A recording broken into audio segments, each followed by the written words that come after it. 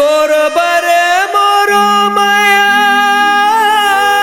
अरे का रौती का डार में गा बजा के आज खवैल छोड़े काली बड्डे रौठिल छोड़ दे बेकारे।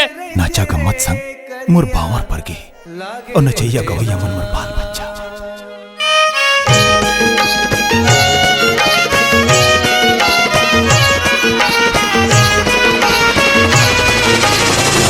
वाह मजा।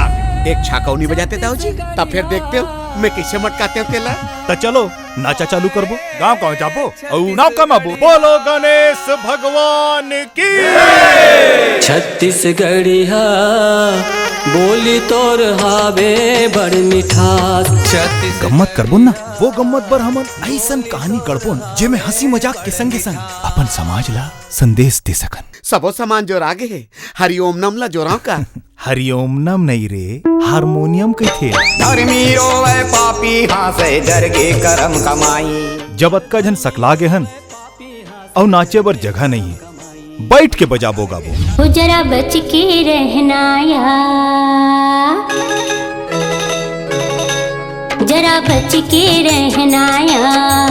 बंसी वाला घर के काम काज खेत खार झाका बाई बच्चा वाले होगे हो तो फिर नचई गवई में घर थोड़े चली। धनी बिना जग लागे सुना रे नहीं भावे मोला सोना चांदी। नचैया गवैया मन के माया के डोरी मोर पाँव के बेड़ी बन के है रामी। अब एती के माया के डोरी, अब एती के माया के डोरी रठा हो गए।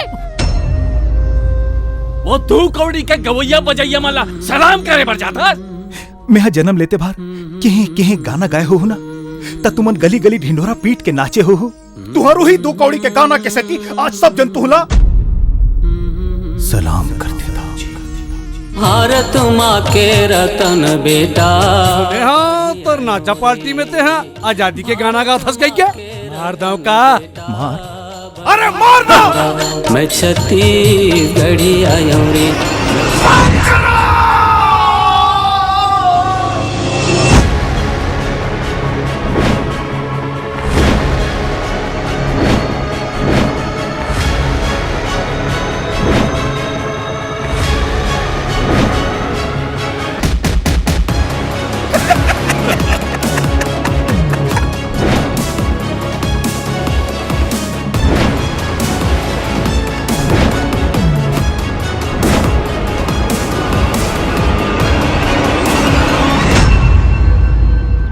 बेटा के चीता के आगे बुताए नहीं है, तोड़ छाते तक चलते छुड़ा के जेमा नाचे बढ़ जावत हस।